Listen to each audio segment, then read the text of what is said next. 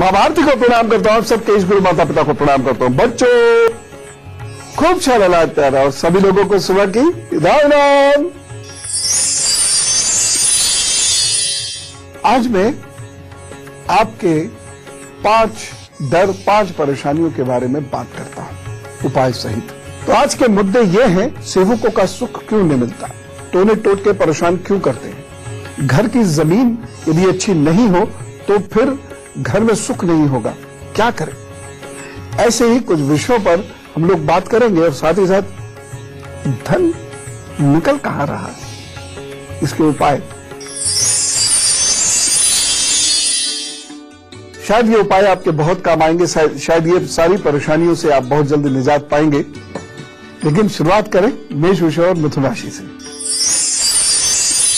तो चलिए बातचीत का सिलसिला शुरू करते हैं और आज हम कुछ ऐसी समस्याओं की बात करने जा रहे हैं जो हमारी जिंदगी में बहुत सारी परेशानियां लाते हैं, जैसे भूमि की समस्या, भूमि दोष की समस्या, टोने टोटकों की समस्या, गर्भवती महिलाओं की कुछ ऐसी समस्या, घर के बच्चों की ऐसी समस्याएं, सेवकों की बहुत सारी समस्याएं, जैसे वो टिकते नहीं है, क्यों नहीं टिकते, आदि आदि, ये सारी बातें कर रहे हैं।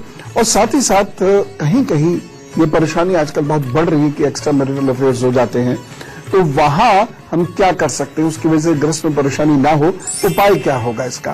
तो और साथ ही साथ धन हानि को कैसे रोकना, कागज जो खो जाते हैं उसे कैसे पाना, कर्जदारों के कारण धन डूबता है तो उसे कैसे रोकना, ये सारी बातें हम लोग करेंगे। तो शुरुआत करते हैं, अचानक धन डूब जाता है, क्या करें। कुछ लोगों के भाग्य में अचानक धन डूबने के योग होते हैं, ऐसे लोगों को बहुत सावधान रहने की ताउम्र जरूरत होती है। खासतौर से जनवरी 2020 तक आप ऐसे हजारों किस्से देखेंगे, सुनेंगे, पढ़ेंगे जिन लोगों का धन अचानक डूबा। शनि की 7.5 या शनि की महादशा या राहु की महादशा अचानक किसी पे चल रही है तो ये ऐसा नुकसान कर सकते हैं। और राहु तो परेशान 40 से 45 के बीच में करेगा, मैंने आपको कुछ दिन पहले बताया भी था।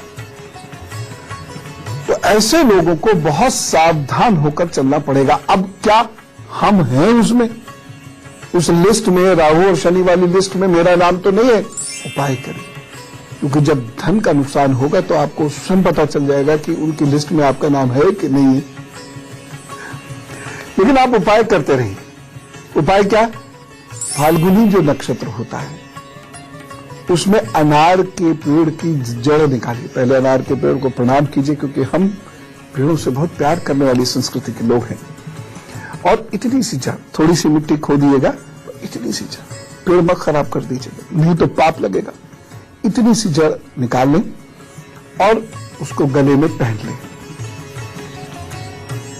जब उसको गले में हम पहन लें, उसके कुछ दिनों बाद फिर हम कोई धन का खर्च करना या निवेश करना शुरू करें, अन्यथा परेशानी होगी। यदि आप कोई बहुत बड़ा प्रोजेक्ट करने जा रहे हैं तो भी पहले यह काम करें और 6 महीने तक रोजाना कपूर को जेब में रखिए। साथ ही साथ अष्टमी को श्री सूक्त का पाठ भी जरूर कर लीजिए। इससे आपका जो अचानक बह रहा है धन, अचानक डूब रहा है धन, वो रुक जाएगा। रिकवरी की बात बाद में करेंगे, लेकिन वह धन डूबना रुक जाएगा और आपके निर्णय सही होने लगेंगे। आपके द्वारा किए गए इन्वेस्टमेंट्स से आपको लाभ भले ही ना हो, लेकिन हानि होनी रुक जाएगी। और अष्टमी को श्री सूक्त का पाठ करना नहीं भूलना है, ये ध्यान रखिएगा, ये बहुत लाभकारी होता है। और खासतौर से सूर्यास्त होने के 48 मिनट के अंदर अंदर करें तो और भी बढ़िया, नहीं तो रात में निशीत काल की पूजा में करेंगे तो और भी अच्छा है। चलिए कर्क, सिंह और कन्या राशि का हाल बताता हूं, उसके बाद भूमि की चर्चा करूंगा। एक बात बताऊं मैं आपको, यदि भूमि खराब है, दूषित है और उस पर यदि मकान या फ्लैट्स बनते हैं तो सुख नहीं मिलेगा। हम लोग भूमि की बात करते हैं, कुछ भूमि सही नहीं होती और उन पर बनाए हुए मकान या फ्लैट्स ये कभी भी अच्छे फल नहीं देते। जब भी हम वास्तु की बात करते हैं हम कुछ दिशाओं में उलझ जाते हैं, ये दिशा अच्छी है, वो दिशा बुरी है, लेकिन जहां पर वह वास्तु निर्माण होना है उस भूमि की बात हम सामान्यता नहीं करते, है ना। जबकि यदि भूमि दोष प्रबल है तो दिशा परिवर्तन करने से या फिर शुद्ध वास्तु रीति से भी घर बना लेने से अच्छा फल नहीं आएगा, तय बात है। थोड़ा बहुत फर्क जरूर आ जाएगा।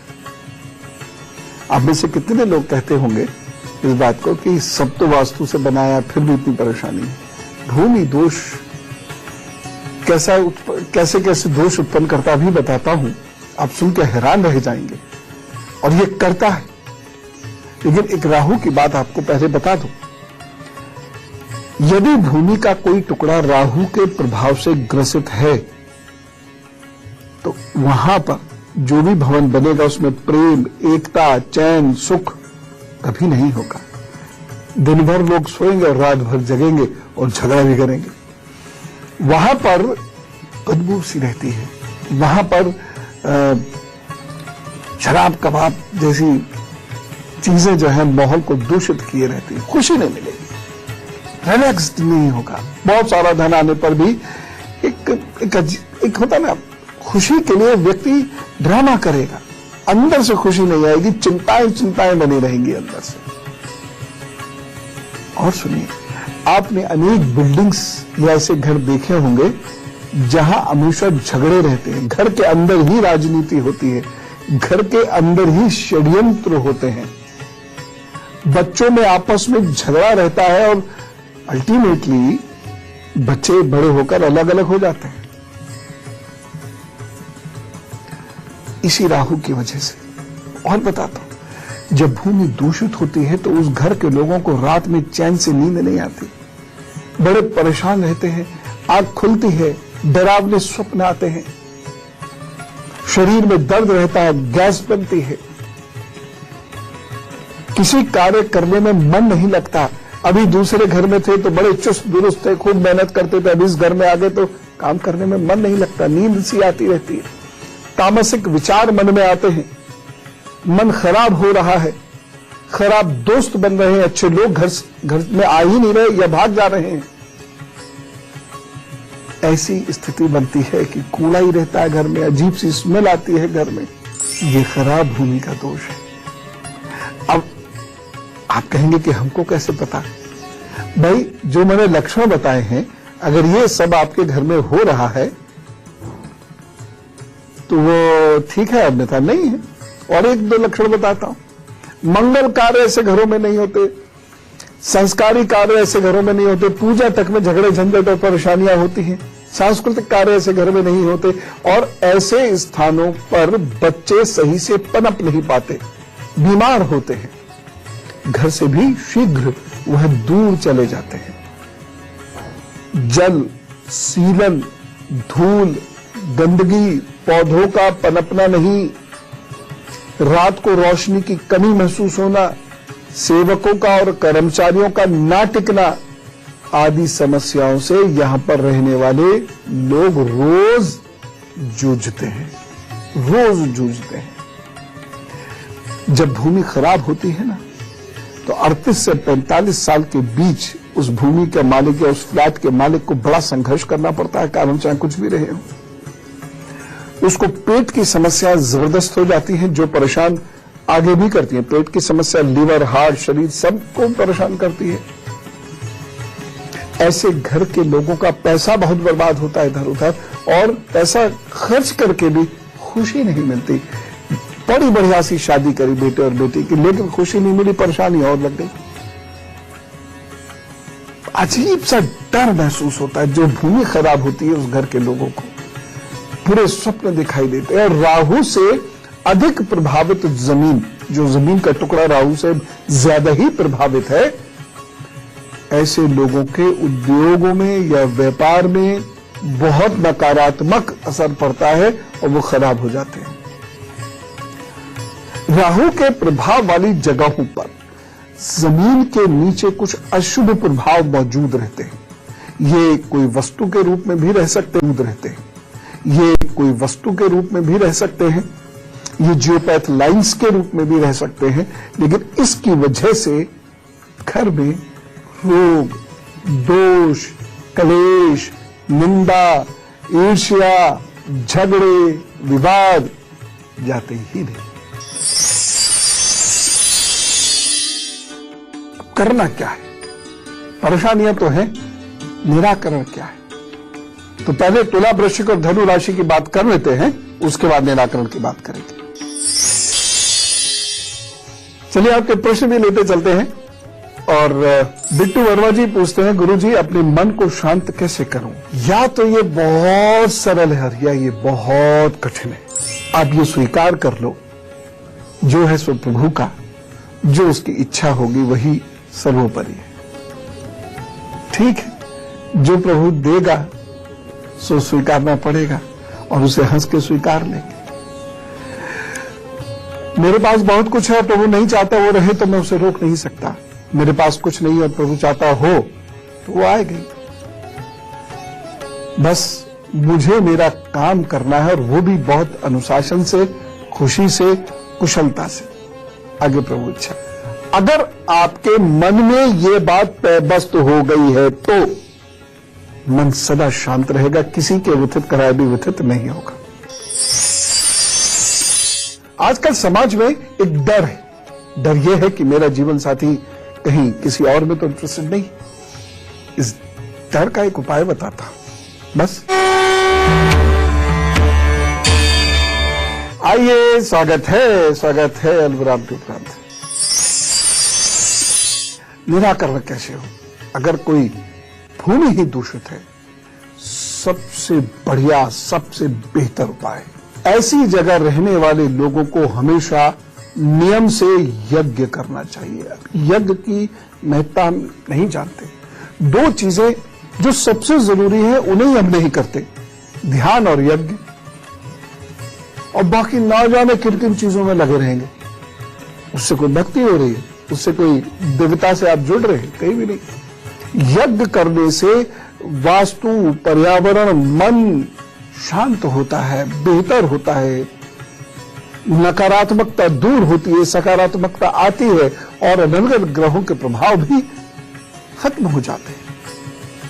और यज्ञ भी कौन सा? या गायत्री का या महामृत्युंजय का। अद्भुत होता है। दूसरा उपाय, छोटे बच्चों के लिए खेल कूद का प्रावधान अवश्य हो। अब मान लीजिए घर बहुत छोटा है तो क्या खिलावे वहां पर? कुछ ऐसा एक कॉर्नर बना दीजिए छोटा सा, चाहे वहां चेस बोर्ड रख दीजिए, चाहे लूडो रख दीजिए, कि वहां बैठकर ही बच्चे खेला करेंगे। छोटे बच्चे, या उनका कोई टॉय हाउस है, कुछ भी ऐसा जरूर रख दीजिएगा जो वहां उस घर के बच्चे, मैं छोटे, जब मैं बच्चे कहता हूं तो मेरा मतलब वो इतने से नौनिहाली नहीं है, मतलब 18, 20, 22 साल तक के लोग उसमें हैं। तो उनकी कोई एक ऐसी जगह जरूर हो जहां वो खेल सके, एंटरटेनमेंट कर सके। ऑब्वियसली मैं टीवी की बात नहीं कर रहा। ऐसे जगहें जो राहु से प्रभावित है, ऐसे घर या ऐसी सोसाइटीज की ओर से कभी कभी शनिवार को निःशुल्क दवा जरूर बांटी जाए। एक और चीज, घर वालों को चाहिए कि कभी कभी शनिवार को जौ दूध से धोकर प्रवाहित करते हैं। बहुत सारी सोसाइटीज ऐसी हैं, अभी तो बनी है, लेकिन देखेंगे तो अजीब सा लगे। बहुत सारी सोसाइटीज ऐसी हैं, अभी तो बनी है, लेकिन देखेंगे तो अजीब सा लगेगा। सूनापन, गंदगी सी, कभी लिफ्ट खराब, कभी बिजली खराब, कभी जनरेटर खराब, आपस में लड़ाई झगड़ा, ये सब बहुत होता है राहु से प्रभावित टुकड़े में। ये उपाय काम करेंगे। एक और चीज है, पूर्व दिशा का प्रयोग अधिक करें ऐसे घर में, और पश्चिम दिशा का प्रयोग कम करें।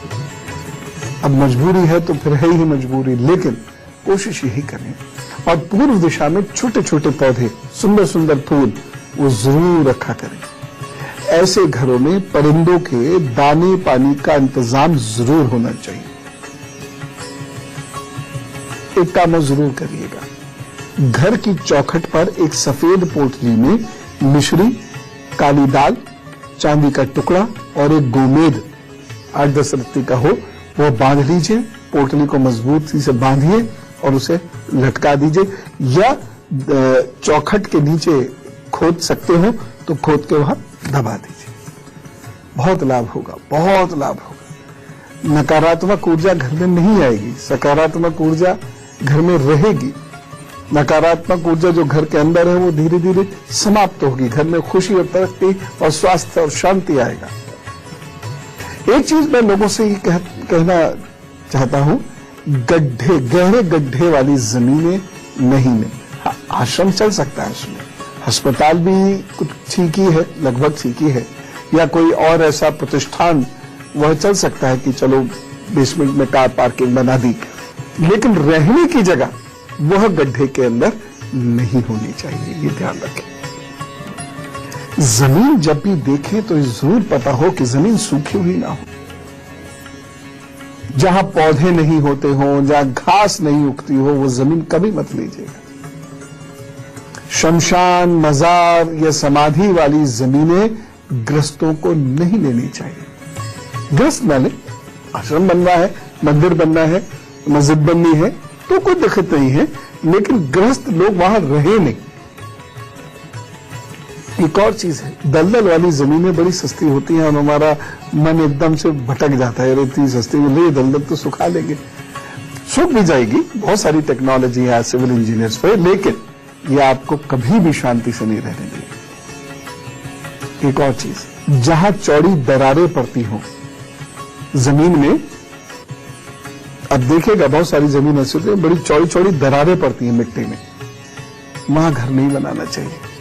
अब मई जून है तो एक अलग बात है, लेकिन फिर भी अगर चौड़ी दरार है, बहुत पतली सी बारीक सी दरार तो आएगी मिट्टी में, लेकिन अगर चौड़ी दरार हो जाती है तो फिर वह जगह नहीं लेनी चाहिए। यदि मकान या बिल्डिंग बनाने में बड़े पेड़ों को काटना पड़ जाए तो उसका 5 गुना उसी प्रजाति का पेड़ जरूर लगाइएगा, अन्यथा वहां आप संतुष्ट नहीं रह पाएंगे। कोई भी जमीन या फ्लैट लें तो एक अनजान की पूजा जरूर करा लें, और अनजान के नाम से भोजन, वस्त्र, धन आदि किसी को दे दीजिएगा। क्या पता हमसे किसकी अमानत में खयानत हो गई हो। बहुत सारे लोग ऐसा कर बैठते हैं, दूसरों की प्रतिष्ठा की हानि कर बैठते हैं, और ये बहुत बड़ा पाप है। या कुछ ऐसा कर बैठते हैं जिससे दूसरों को बहुत हानि होती हो, लेकिन ऐसे लोग जो ऐसा करते हैं खुश नहीं रह सकते, ये बता रहा हूं। एक और चीज, भूमि पूजन या गृह प्रवेश की पूजा में पितरों का नाम लेके उनके नाम से दान अवश्य निकाल दीजिएगा, और बल्कि कहिएगा कि ये जो मेरा घर है मेरे पितरों का ही घर है, और पितरों को प्रणाम करते हुए कहिएगा कि आप ही का घर है, आप ही की संपत्ति है। विशेषकर राहु की दशा से गुजर रहे लोग ऐसा जरूर कर दें, या किसी के भी राहु चौथे या 10वें भाव में हो तो वह ये कार्य नया घर लेने से पहले जरूर करे, अन्यथा घर फलेगा नहीं, उसमें वो बीमार रहेगा या झगड़ा झंझट होता रहेगा। और जिस भी व्यक्ति का राहु चौथे 10वें भाव को प्रभावित करता हो, ऐसे लोगों को कभी भी अपने नाम पर मकान नहीं लेना चाहिए। अब बैंक की मजबूरी है तो एक अलग बात है, तो भी नेम प्लेट अपने नाम की कभी नहीं लगाएं। घर का नाम हमेशा अपने बुजुर्गों के नाम पर रखें या अन्य किसी नाम से रख दें। जैसे मान लीजिए मैंने घर खरीदा, उसका नाम रख दिया पवन धाम, उदाहरण के लिए, लेकिन राहु का प्रभाव है 10वें चौथे भाव पर, तो क्या करना होगा, किसी और के नाम पर रख दें। जैसे प्रभुधाम कर दिया, पितृधाम कर दिया, पितरों में से या दादाजी का नाम लिख के लगा दिया, कुछ ऐसा कर दिया। ये करने से आपके घर का वातावरण निश्चित रूप से फायदेमंद होगा। अब घर के अंदर कभी कभी नजर टोनों का बड़ा डर रहता है, वो बहुत नुकसान करते हैं। उससे बचने के लिए क्या करना है अभी बताता हूं। मकर, कुंभ और मीन राशि का हाल बता दूं। देखिए, टोने की बात करते हैं, टोने हमें प्रभावित तो करते ही हैं, विशेषकर उन लोगों को जिनका चंद्रमा या मुख्य ग्रह बहुत कमजोर है। तो इससे बचने के लिए क्या क्या करना है जरा लिख लीजिए। एक सफेद कपड़ा लीजिए, उसकी पोटली बनानी है, पोटली के अंदर रखिए 7 अनाज। इसे पूजा में किसी भी भारी चीज से दबाकर रख दे, किसी भी दिन। दूसरी चीज, दोनों के प्रभाव से मन उदास खिन्न सा रहता है और उससे बचने के लिए प्राणायाम करें, क्योंकि कुछ भी नकारात्मक ऊर्जा है अगर घर के अंदर, तो वो घर का जो ऑक्सीजन लेवल है, प्राण का स्तर है, वो कम करता है। तो गहरी सांस, अनुलोम विलोम कीजिए, कपालभाति आदि क्रियाएं कीजिए और मस्त रहिए, कुछ भी नहीं होगा। एक मंत्र का अभ्यास जरूर कर लें, सोते समय कर लिया करें। राम लखन सिया जान की जय, बोलो हनुमान की। यह अपने आप में मंत्र ही लगता है मुझे। बस सोते समय जब भी आपको डर लगे, परेशानी महसूस करें, ऐसा कुछ भी हो, यही कहिए राम लखन सिया जान की जय, बोलो हनुमान की। और ये करते करते नींद आ जाएगी आपको और आप आराम से सोएंगे बिना डर। गले में एक छोटी सी पोटली में जटामासी पहन लेने से भी व्यक्ति के ऊपर ये सब असर नहीं होते। और या फिर नगुंडी की जड़ काले रंग के धागे में अपने गले में शनिवार को बांधने से फिर ये ऊट-पटांग असर नहीं होते। सर्पगंध की जड़ पहनने से असर नहीं होते। या घर में सर्पगंध की जड़ कहीं कोने में टांग देने से घर में नकारात्मक ऊर्जा नहीं रुकती। एक और चीज, ग्वार पाठे की बात बताता हूं। ग्वार पाठे का रस भी टोटके के प्रभाव के कारण जो यदि मन कमजोर पड़ गया तो उस कमी को दूर कर देखो। टोटके का सीधा प्रभाव मन पे पड़ता है। ग्वार पाठे का रस पीना शुरू करिए सुबह शाम और देखिए मन मजबूत होना शुरू हो जाएगा, टोटका भाग जाएगा। किसी किसी को ये लगता है टोटके के कारण गर्भ नहीं ठहरता, तो क्या करें? खेतरी होते हैं ना, अब जैसे चैत्र नवरात्र आएंगे तो खेतरी बोएंगे, तो वह खेतरी नवमी के बाद रख लीजिएगा, बड़े काम की होती है वो, और उसको धागे से बांधकर पेट पर बांधना कीजिए। जो बिल्कुल सूख जाए तो उसे खोल दीजिए और एक खेतरी आप उगा दीजिए, खूब सारी उगा लीजिए और पेट पर रोजाना से बांधना शुरू कर दीजिएगा। 45 दिनों तक नियमित रूप से करें, रोने चाहे तो ये समस्या खत्म हो जाएगी। बहुत सारे लोग को लगता है टोटके के कारण गर्भाधान तो होता है लेकिन गर्भ नहीं रहता, तो वो एक काम और कर रहे हैं। 10 ग्राम खस व लाल चंदन के टुकड़े को, खस का टुकड़ा ले लीजिए, लाल चंदन का टुकड़ा ले लीजिए, उसे लाल कपड़े में बांधकर 1 वर्ष तक अपने बाजू में बांध लीजिए। उन्हें चाहा तो ऐसा नहीं होगा फिर आपके साथ। एक उपाय और भी कर सकते हैं, पुरुष भी कर सकते हैं। काले तिल, पीपल की छाल, सतावत, इन तीनों चीजों को महीन कपड़े में बांधकर सोते समय पेट पे लपेट लीजिए। तो ये जो आपकी जो सोच है ना कि गर्भ ठहरता नहीं, ठहर जाएगा। औंला की जड़ गले में बांधने से संतान सुख में टोटकों के कारण यदि कोई आपको भय लग रहा है और मन में लग रहा है कि टोटकों के कारण ये गर्भाधान नहीं हो रहा, वह ठीक हो जाएगा। एक और चीज, सफेद सोंठ गले में बांधने से संतान सुख में टोटकों के कारण आई कमजोरी समाप्त हो जाती है। कितनी सरल चीजें हैं और इसके असर देखिए आप, जबरदस्त असर होते हैं। करके तो देखिए।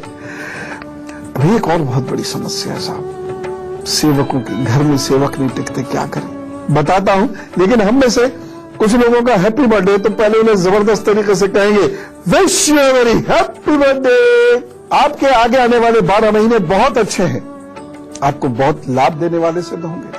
आप बहुत मेहनत से कार्य करेंगे, आपके कार्यों के अच्छे परिणाम भी आपको मिलते दिखाई दे रहे हैं। कुछ एक परेशानियां अवश्य हैं। पहली बात, अति उत्साह में आपकी वाणी का दुरुपयोग होगा, जिसकी वजह से आपके बहुत सारे अपने लोग आपसे छिटक जाएंगे। बहुत सारे लोग आपको घमंडी या लालची समझने की कोशिश कर सकते हैं, तो उन्हें बहुत संभल कर आपको डील करना है। और डील करने के लिए सबसे बढ़िया चीज क्या है कि खुद ऐसा बोले जिससे वो लोग हमें गलत नहीं समझे। बाकी दिन तो ये जो आगे आने वाले 12 महीनों के दिन तो अच्छे हैं ही। इनमें आपकी तरक्की होगी, कुछ नया कार्य आप कर सकते हैं, नई नौकरी आदि में आपको लाभ जरूर मिलेगा। उपाय कर, इन 12 महीनों को बेहतर बनाने के लिए हर बुधवार या बृहस्पतिवार कोई एक दिन ले लीजिए, इसमें मूंग की दाल का दान जरूर करना है, हरी वाली। दूसरा उपाय, रोजाना गणेश जी की उपासना जरूर कर लीजिए। जब आपने इष्ट वगैरह की सबकी उपासना से पूर्ण हो जाए, फारिग हो जाए, तो गणेश जी की उपासना जरूर कर लीजिएगा और उन्हें रोजाना हल्दी का तिलक लगाकर अपने मस्तक पर धारण करके फिर काम पर निकलिएगा। इन 12 महीनों में कोई बहुत विशेष करके दिखाना है, ये संकल्प अभी लीजिए, गणपति जी मदद करेंगे। Wish you all the best. मैं कभी कभी बहनों से पूछता हूं, घर में कौन जरूरी है, बाई की पति? तो करके हंस के रह जाती है। भाई सुबह तो बाई ज्यादा महत्वपूर्ण है, लेकिन कुछ जगहों पर, कुछ घरों में या ऑफिस में सेवकों की समस्या रहती है। कुछ लोगों को सेवकों का सुख बिल्कुल नहीं मिल पाता, काम बहुत बढ़ जाता है और परेशानी बहुत होती है। इसका क्या अर्थ है? इसका अर्थ है कि घर के पुरुष का मंगल बड़ा खराब है। जिसके घर के पुरुष का जो सब, इसका अर्थ है कि घर के पुरुष का मंगल बड़ा खराब है। जिसके घर के पुरुष का जो सबसे बड़ा है उम्र में, उसका मंगल खराब होगा, सेवक नहीं रुकेगा घर में। घर की जो प्रमुख स्त्री है, उसका चंद्र और राहु यदि खराब है तो सेवक नहीं रुकेगा घर में।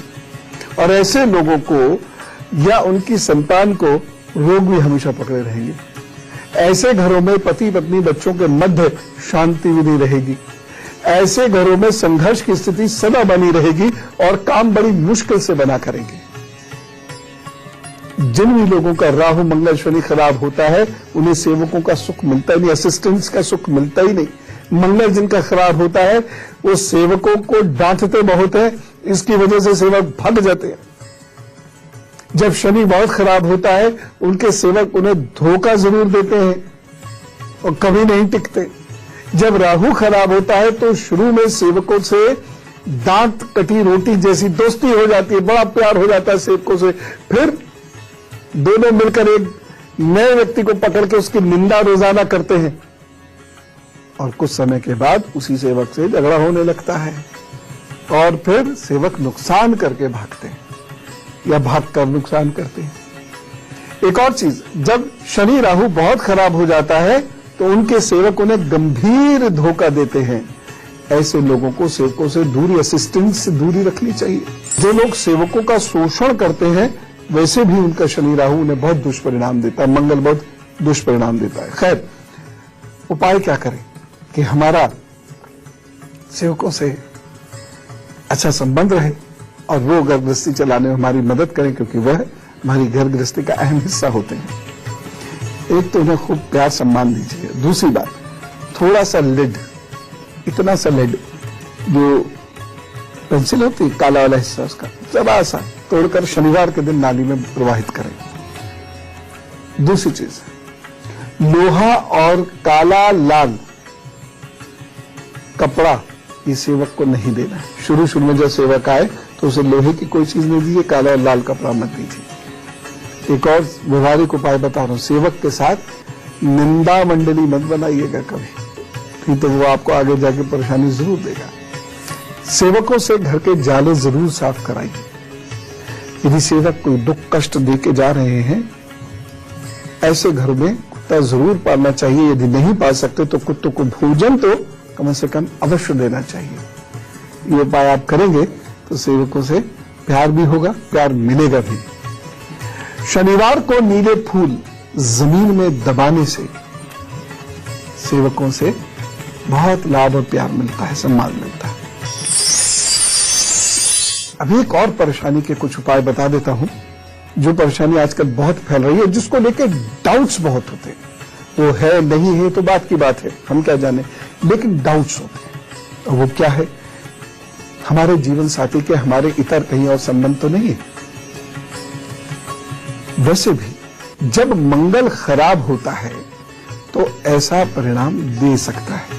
इसे रोकने के लिए कुछ उपाय कीजिए। एक तिलक बनाइए, एक तिलक बनाइए, पीली सरसों, पिसी हुई तुलसी, धतूरा पिसा हुआ, ओंगा पिसा हुआ, तिल का तेल, और इससे तिलक करने से जीवन साथी द्वारा धोखा कभी नहीं मिलेगा। तिलक अपना भी करना, उसका भी कर दिया कीजिए, उसका मन आपसे दूर नहीं जाएगा, लेकिन अपना व्यवहार भी अच्छा रखना होगा। अर्गला स्त्रोत का पाठ जिस घर में होता है उस घर में ग्रस्त संबंध बेहतर हो जाते हैं। मंगलवार को मीठी रोटियों का दान करने से ग्रस्त संबंध बेहतर होते हैं। ओम क्रीम कुं कुंजाय नमः के 1008 मंत्रों से जप से एक पीला धागा सिद्ध करें और इसे हाथ में पहने, और हो सके तो जीवन साथी के हाथ में भी बांध दें। आप दोनों के मध्य प्यार और इज्जत बढ़ जाएगी।